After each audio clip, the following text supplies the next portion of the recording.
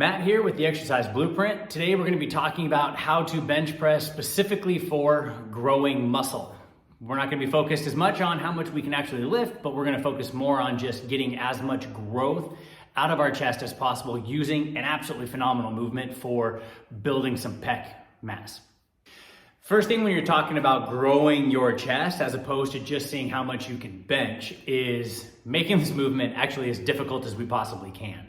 When we're looking at powerlifting and we're looking to try to lift as much weight as possible, we're trying to create leverage advantages, shortening the range of motion so that we can push as much weight as possible. But with this, we actually want to take ourselves through a much longer range of motion and really focus on the chest muscles, making sure that we're feeling them throughout each and every rep. So the start is going to actually be with our shoulder blades, pulling our shoulder blades and our scapula back and down so that we get our chest up as high as possible. We want our chest to be at the forefront of the movement. We're actually going to focus on bringing the bar to our chest and stretching on the way down. If you're feeling a lot of this movement in your shoulders and not nearly as much in your chest, pulling your shoulder blades back, getting your chest high, and bringing your chest to meet the bar as you come down is going to help with that a lot.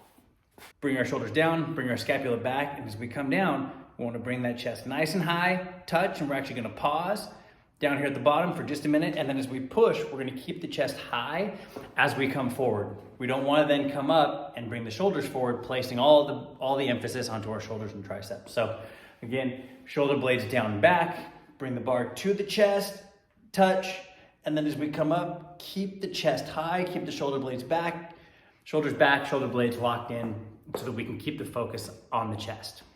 All right, so we can look at what this will actually look like with a barbell. We'll talk grip width here in just a minute, but you want to get those shoulder blades kind of down and back and in. So a couple different ways to do this are get onto the bench, start to walk, kind of rock your shoulder blades down and underneath you. This is going to create a slight arch in your back. We're not trying to create a powerlifter's arch, but we are going to have an arch in your back, which is actually going to help to lock your glutes into place. It's going to give you a little bit more leg drive out of there as well. It's going to help keep you locked onto the bench. But the big part is getting that chest up nice and high. So you can rock your shoulder blades back into place.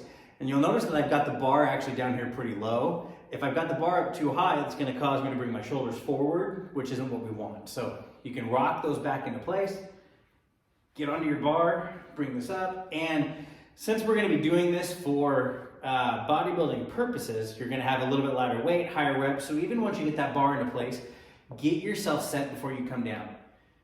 Okay, as you bring the bar down, you're going to bring the chest up to meet, pause, and then as you come up, keep the chest high. You'll notice I'm not bringing the shoulders up, I'm keeping everything back. So nice and slow on the way down, meet the bar right around your nipple line, and then up and squeeze the chest.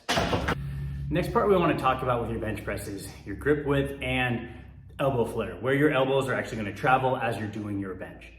Some people will say that if you bring the elbows up really high, you're going to be putting much more stress on your shoulder and your elbows should be down. Some people will say that your elbows shouldn't be down, that they should be up nice and high. What I found working with clients for the last 20 years is that everybody's a little bit different. What you're really looking for with your grip width and with where your shoulders go is a position that doesn't cause you pain. You shouldn't experience pain in your shoulders, pain in your elbows, or pain in your wrists when you're bench pressing. And so if your grip is too narrow, you might feel some torque on your wrists and your elbows. If your grip's too wide, you might feel some torque onto your shoulders. If you bring your elbows up too high, you might not get the stretch that you want in your chest. You might feel it too much in your shoulders. If you bring your arms down, you might not feel enough stretch in your chest at all. And so it's all about finding what the best position for yourself is. For most people starting off, if you're new to this and you're really trying to find your best grip width, you want to find a position where your forearms are going to be, your elbows are going to be stacked directly beneath your wrists. So your forearms should be right about a 90-degree angle when the bar is down onto your chest. So a simple way to do this would be just get your forearms to a 90-degree angle with the bar on your chest. For me, that puts my pinkies right on this outside neural line, which is a great landmark for me. That can be a good place to start and see how that feels when you're actually doing your bench pressing. But what you want to focus on any barbell that you use are some of these different landmarks that a barbell has. Because again, since we're using this for bodybuilding purposes, you want your bench to be as consistent as possible from week to week. So find a grip width that works really well for you, and you're gonna stick with that for the next couple of mesocycles until you plateau. Once you get to a spot where you're not improving in the bench, then you can scrap it all together, move to like an incline bench or maybe dumbbell bench and then come back. Or you could simply change your grip width and try that for a little while and get a little bit of a different focus. So some of these landmarks on the bench, I already mentioned this outer neural line here, which can be a great spot to be. Another spot is where this smooth section meets the knurling right on here. I like to take the tip of my thumbs right where the knurling meets the smooth part of the bar. That is my ideal grip width. That's where I bench most of the time.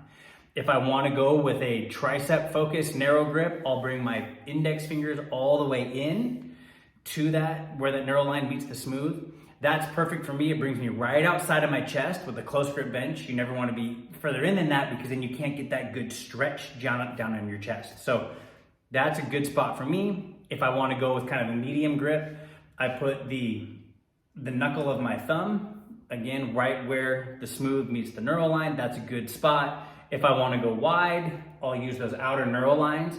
And again, then I'll mark that down on my training log so that from week to week, workout to workout, I'm using the same spots each and every time. And so, like I said, start out with a spot where your wrists stack directly on top of your elbows and see how that feels as you're coming down, and then adjust from there until you find a spot where every rep feels really good. You don't feel too much torque in your wrists, your elbows, or your shoulders. Now we want to talk about elbow flare, where your elbow is going to be as they track down towards your chest. Again, everybody's a little bit different. Some people say that your elbow should be up high. Some people say they should be down low. Some people say that, oh, if you bench a certain way, you're going to ruin your shoulders. You're not. Most of us are going to find a position naturally when you're lowering the bar where your shoulders, where your elbows want to be. I find on myself that I like to have my elbows up a little bit higher, almost directly under the bar. That's what feels comfortable for me. And when I come down, that's what gives me the good stretch down at the bottom.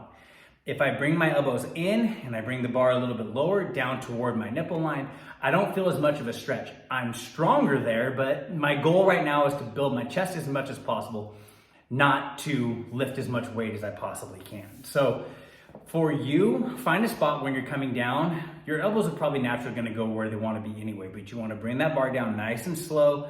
Find a spot where you get a really good stretch down at your chest, down at the bottom. And again, just like your grip width, where you're not feeling pain in your joints. That's what we're looking for ideally. All right, so let's see what that looks like. So for me, again, I'm going to get to my spot. I like tip of my thumb right on this neural line. Okay, I get my shoulder blades locked into place, lift the bar off. And as I come down, I like to bring my elbows a little bit higher, right about to the middle of my chest. I get a really good stretch here. Remember, you're not resting here. I'm not letting everything sink down. I'm keeping everything up, and you should feel your chest stretching. And then up athletically, and I like to lift the bar straight up toward the ceiling, not back. I don't want to clip into the racks on the way up, and I don't want to overstress my shoulders. So I really like to come up straight up. But this is the spot where I feel it. Some people will feel it a little bit more by bringing the elbows in, but for me, I don't feel that stretch. So start by locking your shoulders back, chest high, bring the bar down slow and feel your chest stretch all the way. Get a good stretch down on your chest and then straight up, keeping the shoulders back and locked in. So now this is a good time as well to talk about how we're going to be performing reps. When you're doing your bench press reps, we want to accentuate the eccentric or the lowering phase of the movement. So locked into place. Bring the bar down, slow, 2 to 3 second negative. Touch your chest and pause here for just a minute. Feel that good stretch, and then up athletically. Down, control the eccentric, feel a pause, and come up. Down slow, pause on your chest, and come up. All right, last part about how I personally like to get into the bench. So I talked earlier about rocking your shoulders, getting on, getting flat, walking your shoulders back to create that arch. That's not how I usually like to get into the bench press. Instead, what I do is I bring my face just underneath the bar, I find my grip, and then I bring my feet down so that they're actually kind of below my butt and I'm on my toes. What that does for me is, by bringing my feet up and underneath of me, it creates my arch and it brings my shoulders back so I keep everything in position. So instead of having to walk in and find my spot, that allows me just to get right to where I want to be. And then again, lift out, and then if I feel like I need to, that's where I will rock back and forth a little bit to get my shoulder blades nice and back, up, and athletically up and off your chest. I like to get in, find my spot, and then I bring my toes up and underneath of me, hamstrings tight, glutes tight, small arch in my back, my shoulders are locked into place.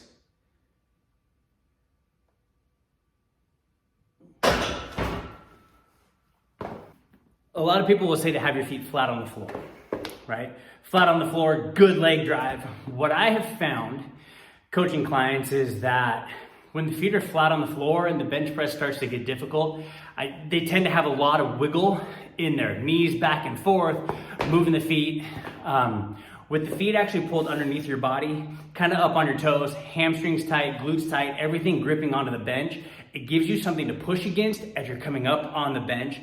I have found with myself and then working with other clients that foot position is still very, very stable, but prevents that movement back and forth as the reps get difficult, and actually gives you a better position to lock everything, fire all of your muscles, get a good drive out, and come up. So I would strongly recommend trying that and seeing how that works for you.